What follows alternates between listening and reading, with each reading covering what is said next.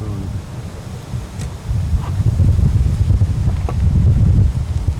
Yeah, they're into high quality passion fruit. And I think initially they might have started off with proteas. You know how these South Africans like their proteas? Can't eat them, though, can you? No. Oh, they're gone dead, the proteas.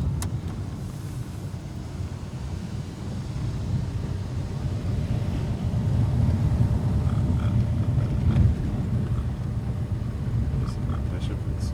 Hey? Oh, passion fruits. Remind you of the house of the guy in Canberra? Yeah. He had a house like that, didn't he? Yeah.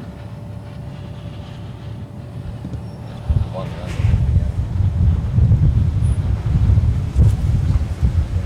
You been doing yours?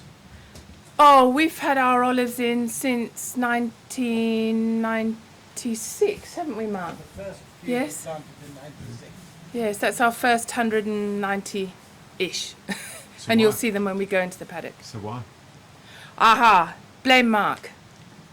Ella, come here, Mark. Come next on. to your wife. Come on. Come on, Come over here. Don't be afraid. can I sort your hat out, please? No, that's this character. You need a blue olive thing on it. So why, Mark, did you plant olives? I just felt that the time had come that there was a demand for them. Whether it was right or wrong, I have no idea. Same as I grow passion fruit, I felt there was a demand for them. And is there? Yes. Come on a bit closer together. Don't be afraid of each other. So, you glad you planted? Say again? Are you glad that you... Oh yes, yeah, no regrets. Yeah. They're fascinating. We sort of live and breathe our olives, and Mark, if I can't find Mark around, I know where he is. He's out in the olive grove. What's so fascinating about it? Just something different. I'm a retired cotton grower from Zimbabwe. That should upset it, shouldn't it? Well, I find it fascinating because I love the fact that it's a global commodity. Conversely, I love how ancient the olive tree is. So I like the challenges that brings. And you are pushing a lot of people in this direction around here? No, anything but. But you're having a festival here, aren't you? Yes, that's right. In fact, it's coming up next weekend, and we're very struck by the interest from New Zealand, and many people are coming from the eastern states too, and a lot of people coming from down south and making great efforts to get here for the weekend. I think a lot of that's due to our keynote speakers, and we're very lucky to have Mohammed El Kholi from Egypt and Leandro Ravetti from Argentina, plus Mark Troy from Viva and Gus Simpson from Olea Australis, a local grove. And what's the intention? The intention is to help people grow olive trees, to give them a commercial return, and to have fun. Got to have fun. So you are pushing people into olives? Promoting Helping, I No, think. I think you're totally wrong. We're not pushing anybody. People are coming on their own free will. Certainly not pushing. I take your point. Say again? I take your point. Yeah, no, you're... Encouraging, yeah. No, we feel that we have learnt a little bit about olives. And if we can help anyone, that's fine. Certainly not pushing. I think that's a dreadful thing to say. I'm sorry. I didn't that way. It wouldn't be right to push anybody into olives. Because they are not an easy... My uncle's in olives. My uncle was born in olives and he's been committed to olives, and he always wanted to travel. So he had the passion to travel. And he ended up spending the last 60 years of his life stuck to his olive trees and his olive groves, and he never travelled. But his passion was to travel. There's a little island in Greece. Ah, so he never got back to his island. No, he's still there. He Oh, I hasn't see. left. He Oh, hasn't I left. see. He's up there. So he calls it paradise. Okay. Okay, so Well, why leave paradise? yeah, exactly. And my aunt can't get him to leave at all. Oh. But he has this, when he was a young man, to travel. And so he has to look after, he's the guardian of all the olive groves. Ah, I see. So this is your olive grove over here, Yes, so Mark, would you They're like dotted around. dotted around. Yeah. Yeah. Well, the talks are going to be given down in there, Yes, are they? yes, there's a building there. Okay. Now, I haven't been in the office for since Wednesday. I've just been at home trying to Okay. recover. Yeah. Mainly seeing if I can pay the bills. Well, yes. I mean, Yes, all very well. You have to spend before you know what's going to come in. oh yeah. Well, I mean, it's a pretty expensive exercise, as you probably know. Absolutely. So I'm just hoping that that all the money adds up. Otherwise, I'm I'm in the same boat. I'm going to have to be looking for some money from somewhere else. So, you know, with the two functions, you know, it's you know, you never know what's happening, and by outside, not like our laptops where we do it ourselves. Trees are you planting? Many types. Do you want an exact thing? It would be better to write them down. You won't remember them. Just as an idea. Just you can just leave that at the moment.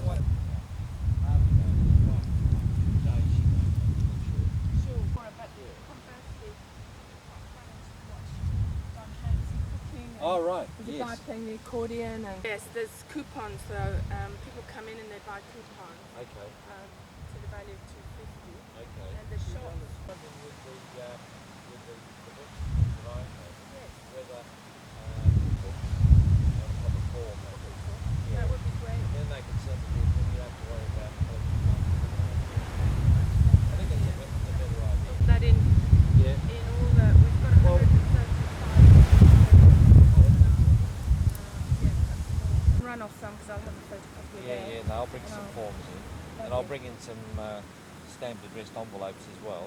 So if they want to take it away, if I want to fill it out on the spot, and Yes. I'd prefer them to take it away with a self-addressed envelope, and then they can sort of send it into the university, Yes. and then I have to worry about No, mucking that's a around. good. The thing is that with the table of the book, we've got a workshop coming up in May. I don't want to have too many old copies sort of lying. I don't want to produce 100 No. copies and then sell. Cottoned onto it. Yeah. It's too late. Oh, That right. was good to know. Yes. Or you might bring a good. Yeah, something sure. that you're holding. Well, I think you Norcia thing in his place next year Great. in New Zealand. We try and go to that market.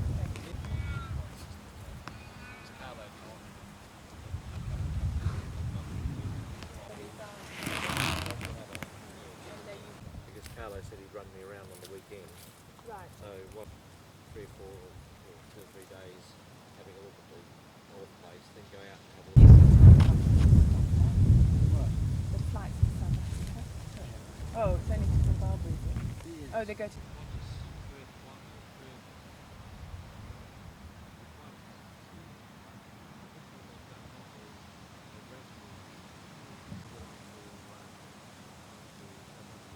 Ah, right. Yes. Yeah, they share.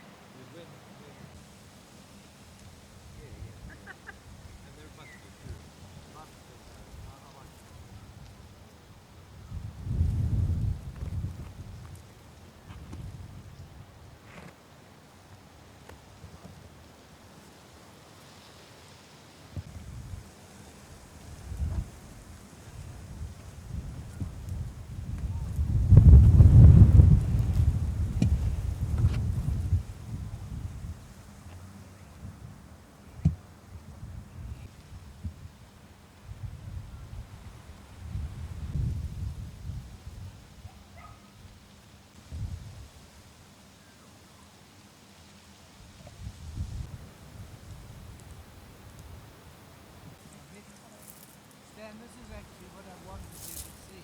How black do you want UCs? This is a UC that's going to be early ripening. Yeah, it is very, So, very early. So Well, I mean, we've got about 15 of them. They all came from Luigi, yeah, and they're all different. Some of them have actually got no fruit on whatsoever. yeah, that happens. So is this your first big crop or? Well, I don't consider it a Third. big crop because No, but I mean it's okay. It's the first. We had a few last yeah, year. but it's the I don't first. think UCs like it here very No. much. They don't. But they're pretty do all healthy that well. olive. Yes, but they don't crop very big? Well, they're only a medium cropper, Oh, okay. and but they have been derived from some trees from North Africa. You know, see what happened at the University of California went and got, I can't remember the actual variety, but they got some North African varieties, and they did crossings and selection. So, yeah, so it's interesting, it's on basically on one side. The fruit, Yes. there's no fruit here.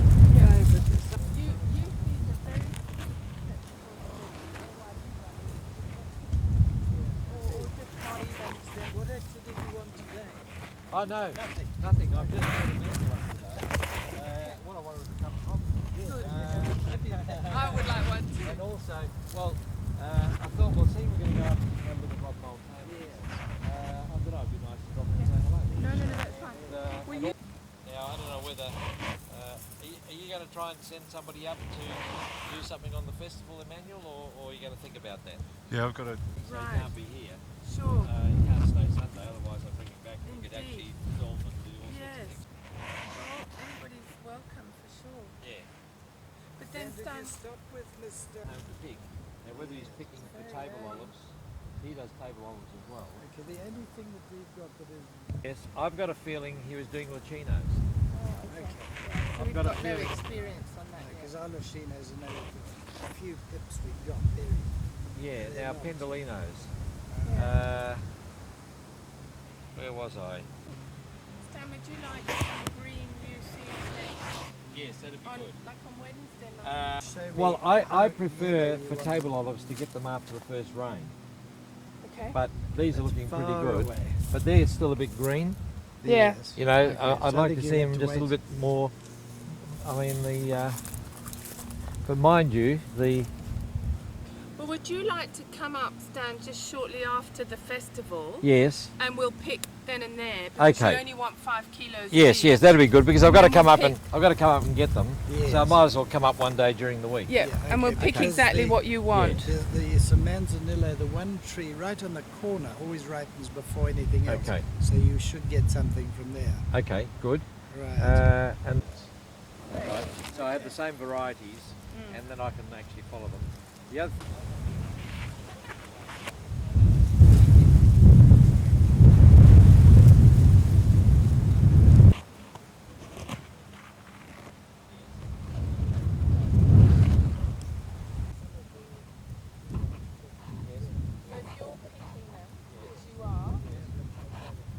Okay, well we'll say $2 Yes, Oh yes. to the university, Of course. and then they'll pay you by cheque. that's all right? fine. No, no, that's See, that covers you because you're going to have to pay tax on it.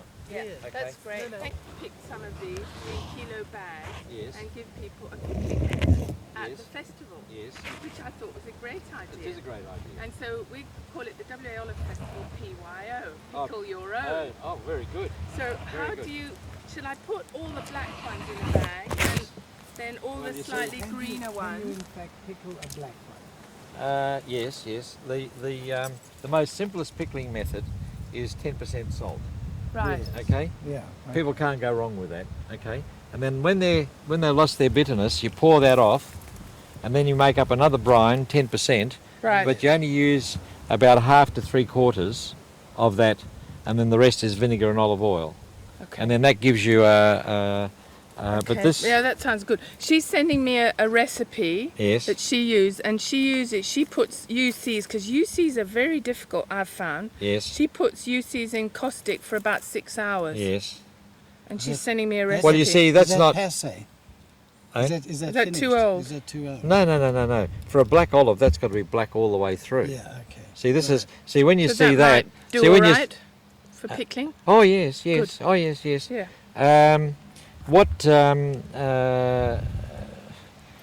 Look, for the public, I steer clear of caustic because Yes. it's first of all, they're going to have to go and buy a kilo of caustic to do a Yes. kilo of olives, Yes. but they're only going to use about a little smidgen. They're going to have caustic lying around the house. Yes. Secondly, it's hard for them to get food quality caustic. They can only go down the grocer and buy the Drano Yes. stuff. So I steer clear Okay. of caustic because it's too hard for people to get hold of. Yeah. Yes. Well, I'll try and I've got your. Beautiful. Well, I will. So if we left those to just get with Yeah, It would yeah. be all right. Yeah, but this won't Would they because fall off? that's not right. No, sure. All that's happened here is you've got a black skin. Yeah. Yes. These basically are not much different to these. Right. Yeah. If you have a look at these, able to process for the home. Yeah, just we go. The oil that we had for sale from our year 2000 harvest was pickle, which is regarded as a very mellow oil. However, in 2001, we'll have 3 or 4 different oils as our trees come on, and they'll include manzanillo and mission, and probably a blend. So it really is down to, as our trees develop, as to how we offer varietal oils. Just tell me the name of it. So our label is Gingin Heritage Estate, and the first year's oil that we had for commercial sale was Piqual. That's as a result of the fact that our first trees to come on stream are this variety. But in 2001, we'll have another 2 or 3 different varieties, including Mission and Manzanillo. So we'll have those varietal oils for sale in 2001. And this one here is for sale now or not? I know that will be available from May 2001. And what do you think of your oil? I think Piqual, bearing in mind the variety, it was fresh and it was fruity, 2 of the best qualities that you have with olive oil, and it was mellow. Not everybody likes a mellow oil. Some people like, a sock-it-to-you oil. But in fact, there are many cooking or culinary purposes with a mellow oil, like cooking fish or chicken, and something quite mellow. But as long as it's that fresh and fruity, it's always a delight to taste. Yeah. No, but don't you need it to defray you? Well, inside the office, as I walk in the office. So this is your idea? It was Carol's idea. It's a great idea. Yeah, that's And fair. then we put olive country on it to just define it a little bit more. Okay. Well, look, when I do that, Yeah. Yeah. Yes. I won't put any prices or anything. Fine. You know, just that way. I'll make sure I keep on for you. Careful. Whoops. We're all working together. Yeah, no, that's great. No, we'll have to have shouldn't be included. So now when this we're is, talking about those two sort of schools issues, here. it's This a is, measurement problem which hard-headed Christchurch economists like myself have no problem And dealing this with is Methodist whatsoever. Ladies College in The other issue, how do you a value lot of private tree, schools in this area. This is quite does a raise other issues, but quite issues an which have expensive been area discussed here. within the economics literature for the some Methodist time. Ladies And College. hard-headed economists, when they're calculating the national accounts every quarter, for example, estimate the value of the rent of the house that you live in, even if you own the house. No transaction the takes coast is place, only but they about attempt to put a value coast now, system that places describes along the here, complex you're looking at process. over $1 There's million lots of a details that house people here. need to think about. This is but the summary starting to get statistics we into hear about the expensive growth territory or here. or something, we don't need to know about all the details. So there's a lot of work to be done to measure welfare accurately, but it is possible, and that's what we're trying to do. Well, the famous bottom line in your calculations, Richard, is that although over the past 10 years GDP has increased, in a really healthy rate, GPI, that is Genuine Progress Indicator, has not gone up anything like GDP. Now slow down here, you're going to get some overall, how do you spectacular calculate views of the that river here. Well, there's about 20 different factors which we include in the GPI, which either add to welfare or subtract from welfare that aren't included in the GDP. So there's quite a range of factors. An important one, for example, is household production. When I cook a pizza at home, GDP goes up by the value of the tomato paste that I bought at the shop. But if I go and buy a pizza from a shop, then GDP goes up by the total amount that I've paid for it, because we value labour when I pay someone else to make a pizza, and we don't value labour when I make the pizza myself. So we include in the GPI, for example, an estimate of the value of household production. And what that stops is this process where, as things that were once done in the home are now done outside the home, looking like there's a lot more activity taking place. There's more financial market transactions taking place, but the amount of cooking hasn't changed that much. It's just shifted from within the home where we didn't count it to restaurants where we do count it. So, although over the past 10 years we may have got richer, we are not necessarily in a total sense better off.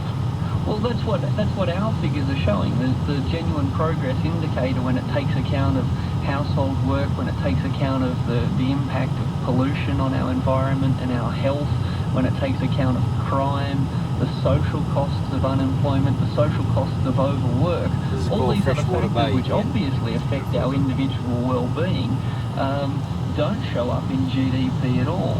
If I spend $100 million digging a hole and someone spends $100 million filling it in, then GDP goes up by $200 million. Nothing has been added. We were just a bit busier, and GDP just adds up all the transactions, not the net effect of those transactions. Richard, thanks very much for your time. Richard Dennis, a research fellow with the Australia Institute, is one of the authors of two papers produced by the Institute, one called Measuring Employment in the 21st Century, and the other Tracking These are local, Wellbeing yeah, they're a local Genuine tree. Progress Indicator 2000. This is called Peppered Grove, actually. That's the suburb. Thank you. And coming up in a moment in the national interest, Judy Stack to talk about the future of free-to-air television in Australia.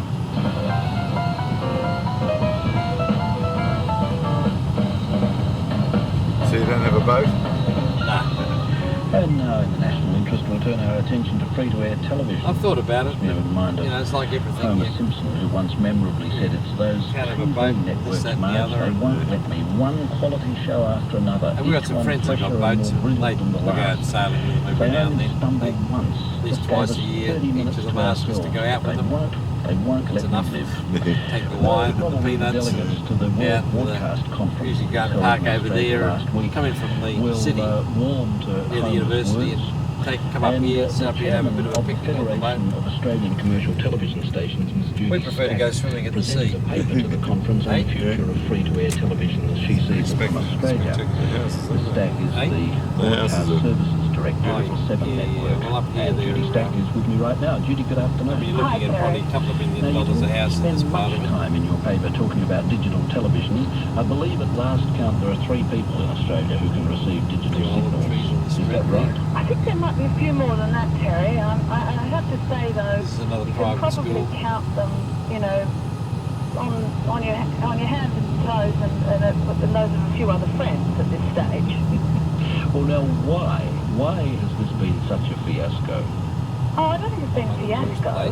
I think what's happened here is that Australia is, in terms of free-to-air television, in other words, not in a pay model, is one of the first countries to develop digital television with set-top boxes, and I think that, you know, Do best. Hello. Hello. So you must have made time. Yeah. Hello. This is Emmanuel. Hello, Emmanuel. How are you? Pleased to meet you. Who are Taking you? a few photos before you come This in. is Lefke. Oh, yeah. This Oh, I Lefke. see. Yeah, You're yeah. photographing me. wife, huh? Yeah, Hello. yeah, yeah, It's yeah. very nice to meet you. Stanley came to see you when I was in Canberra Yeah. at a meeting, I remember. yeah. Being the wife. Yeah. Hey? That's right, I was he being the wife. Well, Yeah, he's yeah. got to do that from time to time. Come on in. Yeah. Oh, we're being photographed already. This is Kate. Okay. This is is my Emmanuel. sister. Yes, I'll just talk to the camera, will I? There's your mother in the background. Yes. oh, this is Oh, hi, Mum. Oh, this is Beta Cam. This is by Mum way of disappeared? introduction. oh no. We need copyright release for this. This is Emmanuel. Come on. They all do that. Please come in. Emmanuel, you're a documenter, obviously. Emmanuel, my hands are not clean. Nice to meet you. There's Philip. Okay. This is my son-in-law. This is Emmanuel, friend of mine from Canberra. This is Philip, and this is Good, Kate and thanks. Phil's daughter, Maria. How you going, Maria? Yeah, well, nice to meet you. Where were you when you ran? Down there, it's absolutely gorgeous. They've attached a projector to the VCR, Yeah. and they've got a big screen and they've got it on the wall like a like a DVD or whatever it is. So they're sitting there and they've got all the munchies and Drinking too, I suppose. it's a big day. Shall we all have a big quick day. beer first? Before we came. What would you like, Have you Amanda? got something soft? Yes. Yeah.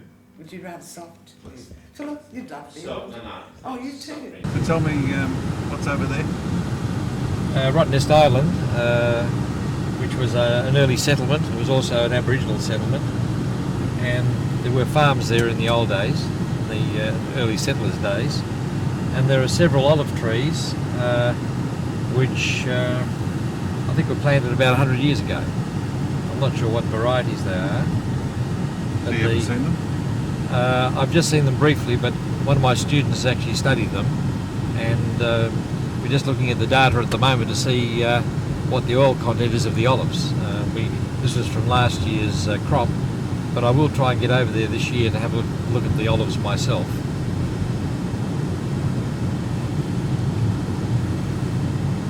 And what ocean's this? Now this is the Indian Ocean.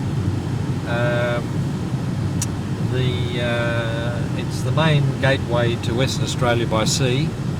The part of the ocean you see in front is actually called gauge roads, and if the ships can't come in, say the timing is not right, they'll sit in gauge roads until they're ready to come in, and they come in through the mouth of the Swan River.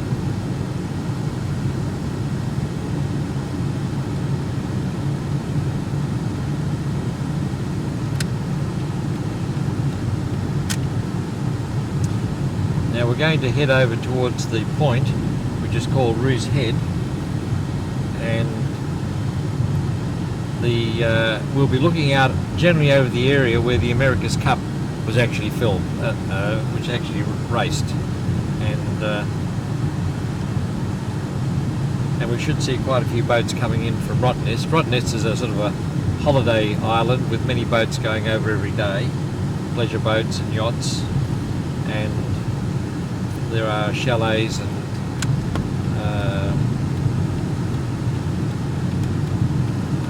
houses to rent, hotel, lots of accommodation, nice swimming areas, fishing, scuba diving.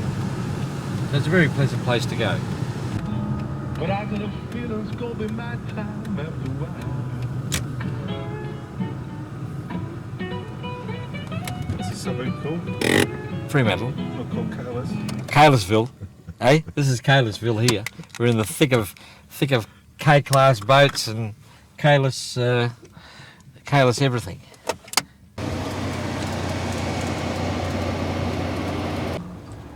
Now I don't know whether we need to pay. What's it say there? But you're a Kailis, you don't have to pay here, do you? No. Everywhere I look, I see a Kailis. What's the sign say? Sign says Monday to Friday, 9. Oh, we don't have to pay. It's all right. But you're a Kailis, you don't have to pay. Well, we could have gone over there, I suppose. Well, Kailises have the best fish. There's no doubt about it. So where does Kailis come from? Castellorizo. Yeah. K for Kailis, K for Castellorizo. Is it like Smith in No way, Castellorizo? no way. Yeah. No, it's not like Smith. It's a pretty unique name. Yes. Excellent. There's another K over there. Yep. This is our special design boat, K-class fishing boat, and this would be a prawning boat. Do you understand by the boat? Prawning, is it? Prawning, yeah. Oh, there was pearls. No. The pearls are actually farmed. This is purely for this is prawns, and this is prawns, maybe crayfish. This is for the international trade. And so they do this themselves? Or Yes. is this No. independent? This is not this group. This is the group over there. That's the MG Kailis group. And what does this group do? The MG Kailis group. Yep. Prawns, pearling, international trade. This one here is more wholesale, retail, cafes, foods. So it's just a different branch of the family. To buy them from him. No way. And in fact, I've been asked, you're a Kailis, you must like fishing. And my answer is, look, if you're a Kailis, you don't have to go fishing.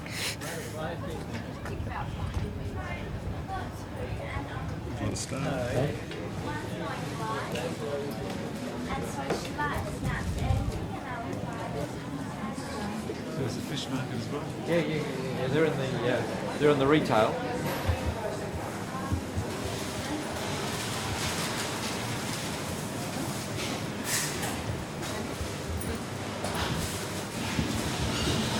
Let me see if anybody's in.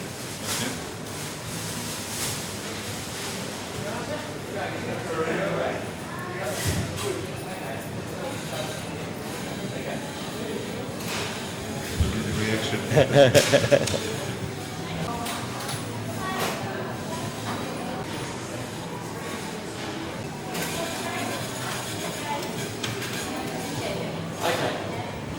So this is, you get drinks from here, do you?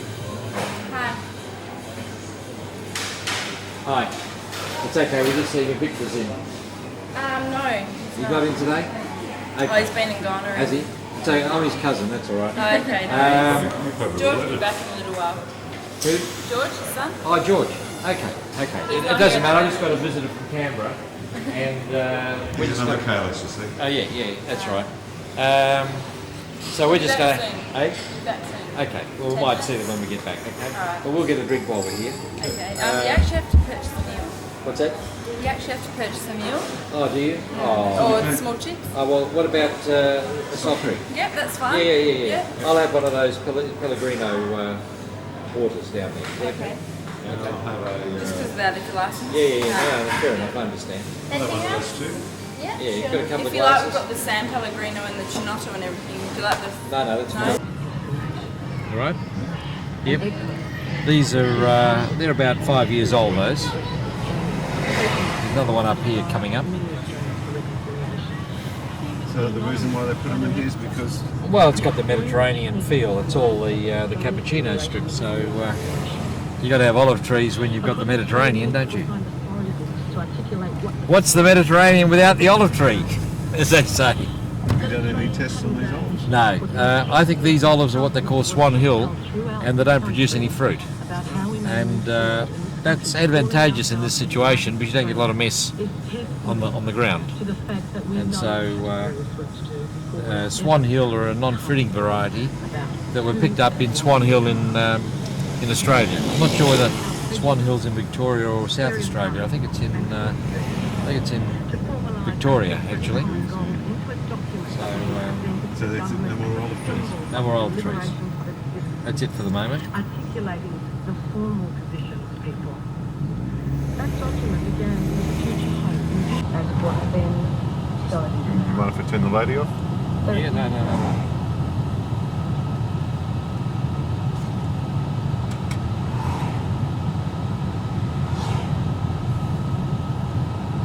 Let's have a look at the number of people at this place.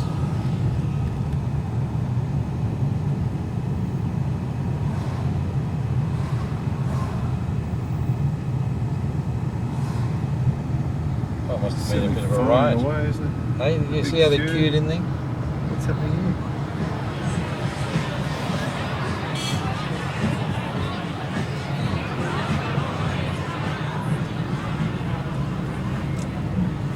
Okay. Yep.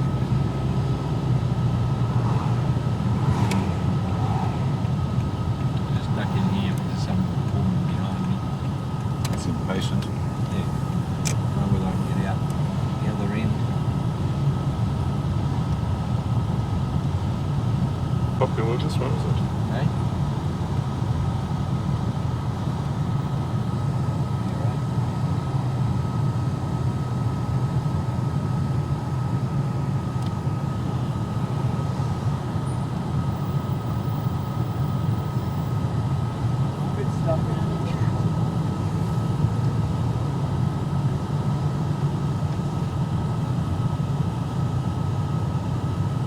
Well done. Okay. Well done. Okay. Yep.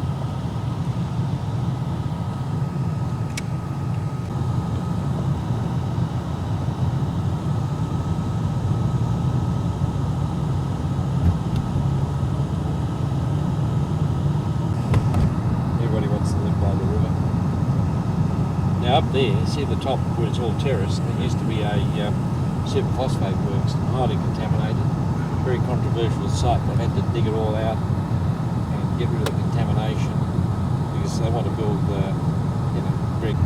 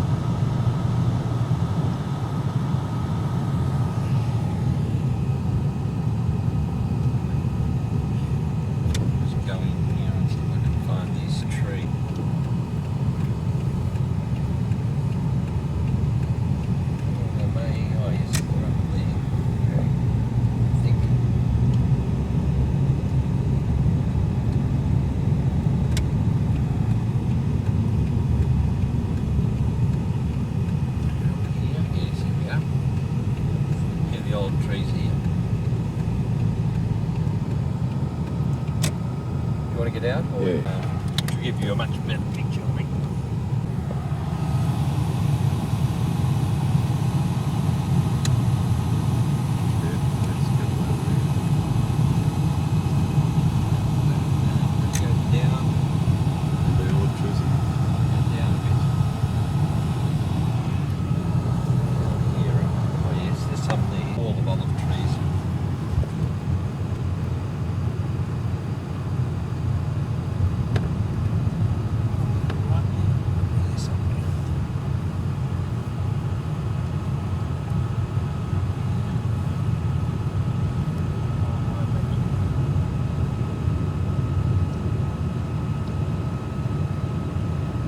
Blocks of land, aren't they? Okay. Not big blocks of land. You were saying.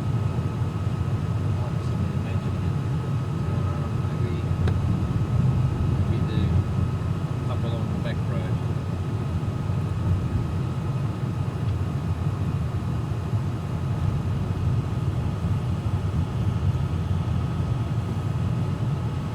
Not there. Is where you see them against the limestone. Okay? Yep. That's where they are. You want to come back in this direction, or you want to get out? Let me just stop here. Well, this tree is full, you said. Yeah. It's perfect.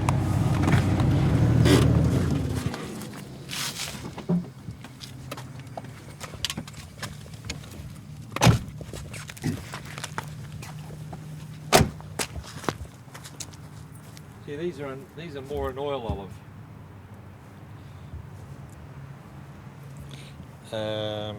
These are more an oil olive. I think they are what we call a WA mission. And the olive oil that comes out of these is a at this stage would be a green, peppery, bitter oil. Very nice with fresh, crusty bread. And where are we? The suburb we're in is Salters Point, part of South Perth, and this site has been redeveloped. There was a sort of a geriatric hospital in this area, and that has been removed, and we now have a Tuscan village emerging on this site. You can see the tree has a very good crop. The tree is only about 3 years old, and I'd say there's probably about 5 kilos of olives on the tree, which is quite good for a 3-year-old tree. Mm. And again, it's very healthy. Fruit looks good. I think here they're probably irrigated, so the lawn's probably irrigated. So I'd say they're sitting in luxury compared to some of the other olive trees that might be out in a non-irrigated setting. And this is used mainly for oil, is it? Well, it looks like an oil olive, but you could pickle this as well.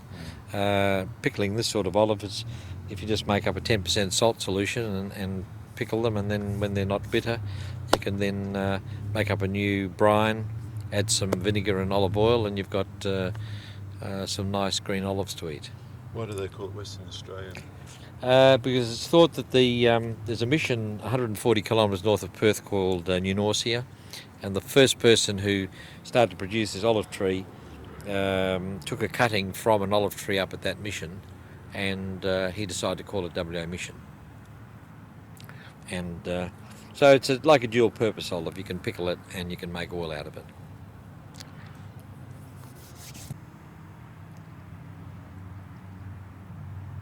And do that again, if you could then say it's right through, explain the like me olive to do? trees. Just explain where the olive trees are. The olive trees that you see here, Mm. these olive trees that you see here are growing in Salters Point. The variety is Mission, thought to come from Nunorcia Mission, which is about 140 kilometres from Perth. They're a dual purpose olive.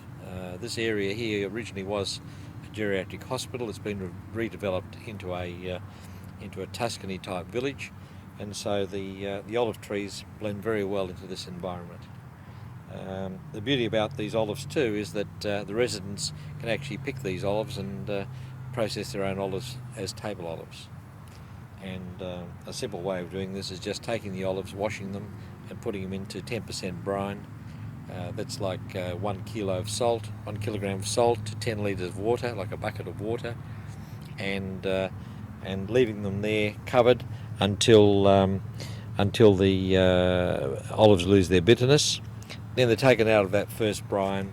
A new brine is made about the same strength, and then the olives are put into a bottle, brine up to about 3/4 of the volume of the bottle, then vinegar for the rest. You can use white vinegar, a good white wine vinegar, and then a layer of olive oil on top. And if you want to add herbs and spices, well, you can add garlic, or you can add rosemary. That would just give it another flavour, or even chilli. So you get flavoured olives. So the other use now for the olive tree is a treescape? Yes, Streetscape? it's a very nice tree. It's an evergreen, so during most of the year you will have a nice evergreen tree. The tree flowers somewhere in October, small white yellow flowers, so it gives the tree a different appearance. The fruits start to appear probably in about December, and they're ready to pick from about March onwards. Now, if you leave these olives on the tree, they will turn black, and if you're going to pick them as a black olive, you've got to wait till the olive is ripe right through to the stone, and the picking time for these would probably be about June or July. And so you can make green olives or black olives from any olive tree, and so that's the sequence. So these olive fruits or olive berries would be on the tree if they're going to the black stage. They'd be on the tree for 5 months of the year. So you would see a change in the tree from the time it flowers right through to the time you pick them as black olives. So they're a very good tree. You can manage them quite easily. In this climate, particularly in Western Australia, where we have dry summer, there's very little problem with disease, and also it's unlikely that the fruit would be attacked by insects or any fungal disease, because the summer is quite dry. Thank you.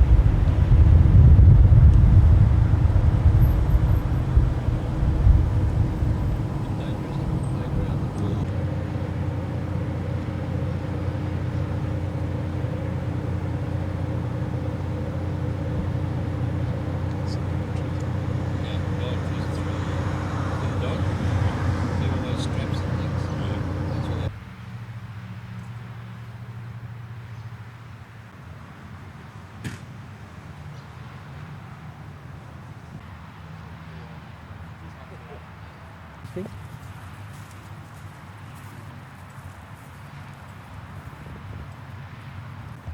So the stress. So yeah, stress. Yeah, You yeah. want to take another one? Yeah. Well, I think the So this is a black olive tree, is it? no, they go green then black. So this So- is a black olive tree. No, they all go to a green stage. They'll go to a black stage. What's Yeah. the story on those trees? The story of these trees. Well, these trees are actually on the riverfront about 3 kilometres down there, and they're widening the freeway. And the council wanted to know whether it was worth keeping these trees, and I'd had a look at them, and I estimated that the trees were probably about 70 years old, so I think they are significant. And they were at a site where Greeks and Italians used to have picnics. And at this stage, we haven't got any more evidence to suggest who planted them. And one possibility, this may not be the final resolution of the story, but one possibility is the Greeks and Italians who used to process their olives just with salt may have, when they're having their picnics, would have been eating their olives and throwing the seeds, and the seeds have germinated and produced 3 olive trees. Now, if I take these seeds here and I throw them down there like that, the chances are that one of those over time could actually become another olive tree. It's as simple as that. And the method of processing would be such that the salt wouldn't have damaged the actual embryo inside the hard bit of the fruit, and so knowing the way they process them, they still could have germinated. But anyway, what we have to do is to go back to the South Perth Historical Society and have a look at some aerial maps that apparently have been taken over a number of years, and see if the trees are there, and then we can actually pinpoint more exactly where they may have come from. Now, the other thing is this park here. There used to be an old house here, and somewhere over here I think there were possibly some olive trees, because it's called Olives Reserve, and we think, discussing it with the council, that the olive trees may have been where the freeway is now, and they have since been lost. But the historical records indicate that there was an old house here, and often when you had homesteads, you'd actually get some old trees like olive trees and other fruit trees growing there. So I was asked, where these trees should be planted, and seeing it's already called Olives Reserve, we thought that this would be a very good place to have these trees here as a memorial of olive trees over the years in South Perth, which would obviously be very important now that the South Perth Council is also planting trees in areas which are being reorganised into a more Tuscan village. Now, I think each of these trees are slightly different. 2 might be the same, and when just prior to the trees actually being transplanted, I examined the olives and they were perfect, but now I see the trees have turned black. They're turning black, and also the olives are shrivelling, which suggests that the tree is under stress. Now, the olives, the way they were transplanted, basically a bag was put around the roots, and then they were lifted with a crane, brought to this site, and put into the hole. They're all been mulched up here, because mulch is a good technique for any sort of horticultural situation. The olives, to me, look as if they are the table olive type, which is consistent with the story that they might have come from a table olive source, as I indicated earlier. Possibly Greek and Italian people used to have picnics. And the other point that the council found out, that where this house was, there used to be a jetty, and people also used to row their boats across, or they'd come on a like a ferry, little row boat that's like a ferry, and they come from the other side of the river. But these olive trees we're talking about here actually came from about 2 kilometres down.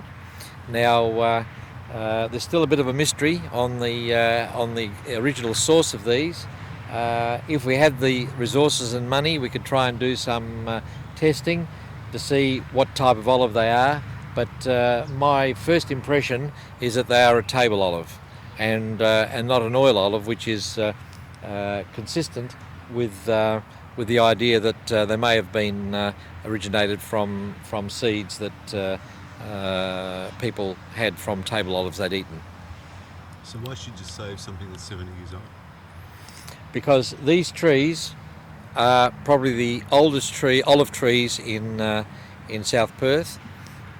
South Perth, has a history almost from the time of the first settlement, and being some of the original trees in the settlement of 70 years old, these trees can actually live for another 2,000 years, and so I think it's worth keeping these trees for perpetuity.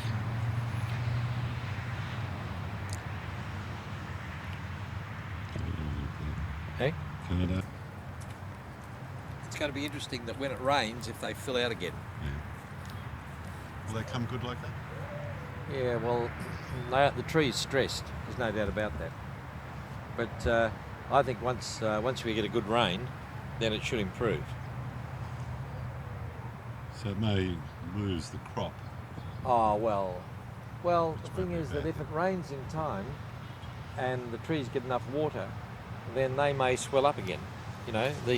There's an old saying, you should never pick an olive until the first rains. And the reason for that is that they actually fill out again. So though they are stressed now, there's a possibility that if it rains that they will fill out again. So it's going to be interesting to see what happens in about a month's time. I'll keep an eye on them. It's good that you brought your camera. Hey? Yeah, well...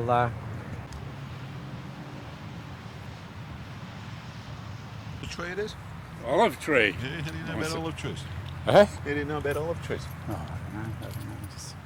don't know. I'm not a horticulturist at heart, but these look as though they've been planted. So I just wondered if they... Transplanted, yeah. Yeah, if it's going to work. It's a very good idea. Nice to see somebody saving something for them. How long have they been there? Thank him. How long have they been there? Here or there? There. Here they've been about 3 weeks.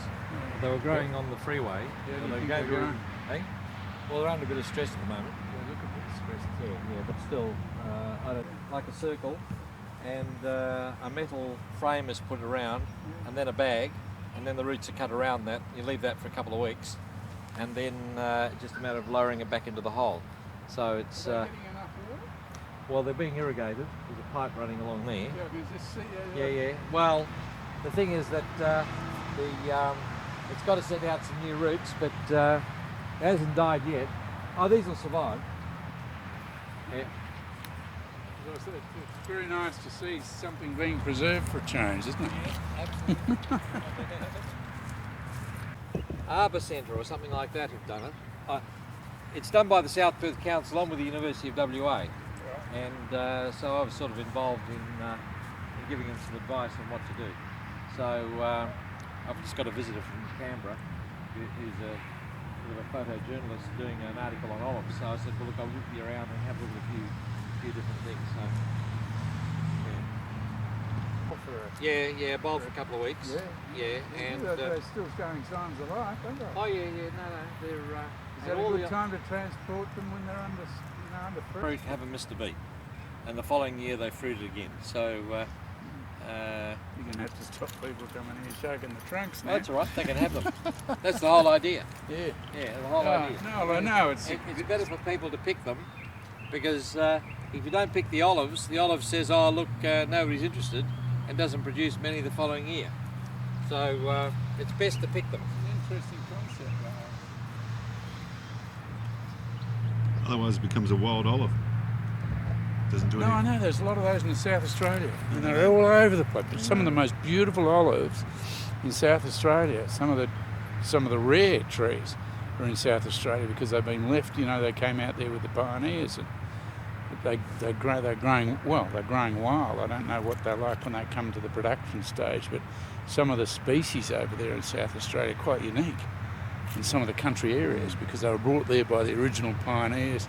They fell off the land for whatever reason. It's a pretty tough state to grow in anything. South Australia is very dry, and there are some very unique olive species actually in South Australia. Same with almonds. There's some fabulous almond orchards that have been just let go, and they've got these fabulous almond trees just growing wild, as with the olives. And as you'd know all about it if you're studying them. Just studying. But South Australia is very, it's,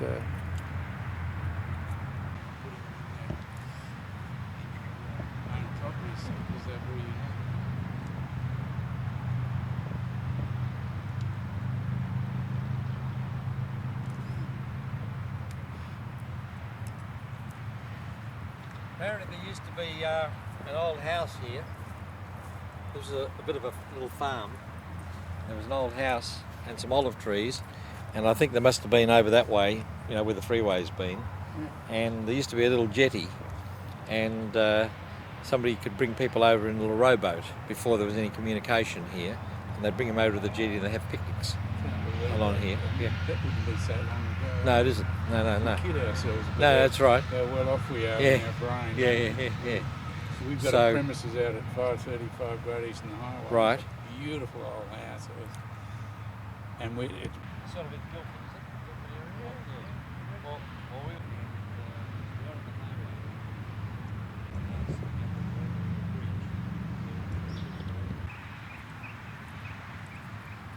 What about a macadamia? Could you do that?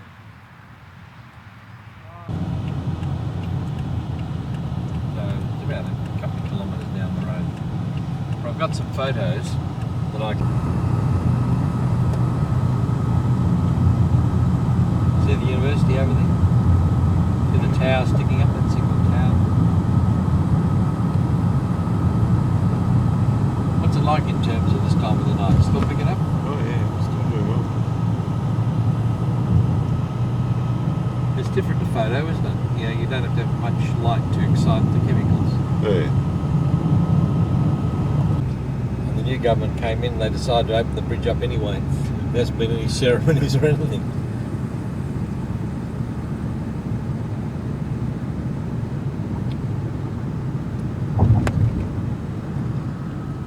You like living in this city? Hey? You like this city? Do I like the city? Yeah. Well, as far as cities goes, it's It's your pretty city, good. isn't it? Oh, you mean do I like Perth? Yeah. Oh, it's a great place. I wouldn't move. No, it's a great place. Very relaxing city to live in. Easy to get to places, plenty of beaches, plenty of things to do. Natural things, environmental things.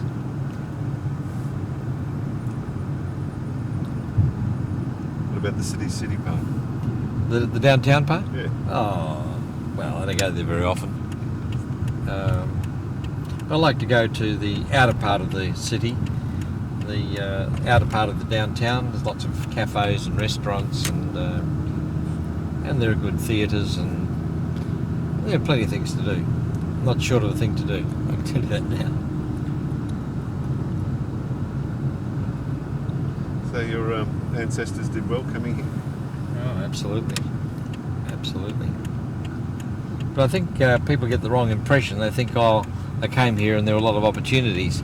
I think you've got to make the opportunities. I don't think they're not sitting there waiting for you to come and grab them. And I think a lot of people have come since then, they see the Greeks and the Italians have done well and don't realise there's been a lot of hard work to get there. I mean, it's we're seeing the end result of all the hard work, basically. You're tough little buggers, you know that? Who's that? The Kazies? No? I don't know about that. I think you are. We're pretty tenacious, I think. Yeah, I think that's the word. Tenacious. Yeah, tenacious. And we work hard. You know, it's like to do the job well. I mean, that's the whole thing. Quality is what we're after. Is that from the island itself too? Oh, absolutely. Yeah? Yeah, well, yeah.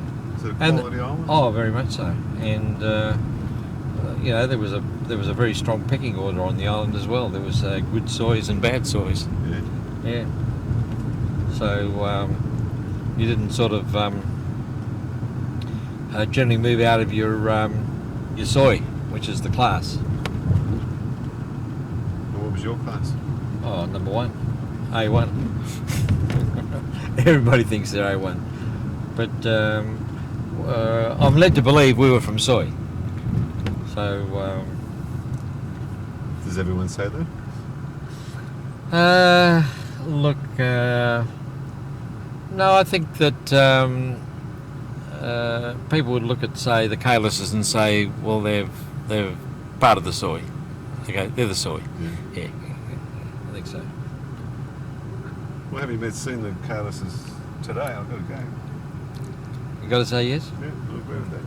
But also, you know, we're just indicative of what has happened here. I mean, there are, you know, this is just one case of a family, but there are plenty of examples where, you know, the Greek people here, particularly the first generation Greeks, they had that extra education the parents didn't have, and they could in fact you know, add further value to the process.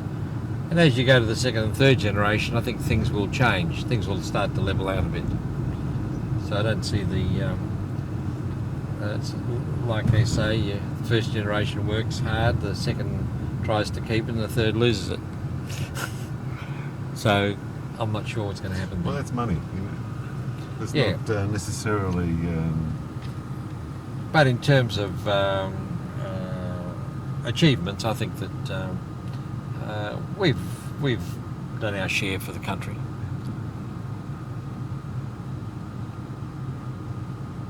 I think we'll pick it up on tomorrow, but I think Perth's made a difference too. Perth, Western Australia, has made a difference. To the Kailises. Has made a difference.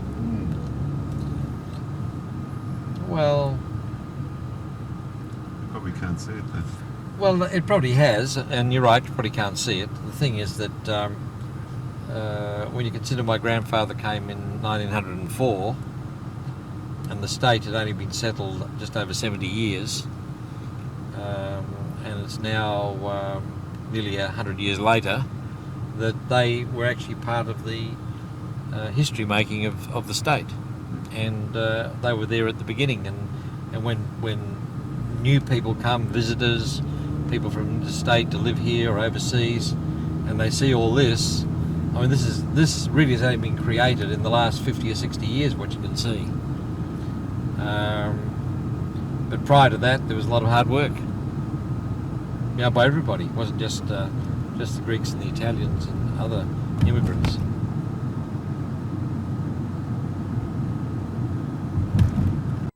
And into what is the spinal canal. And this is the area where the spinal cord runs up and down. This pressure on the spinal cord can cause pain and temporary or even permanent paralysis to the lower half of the body. Now sometimes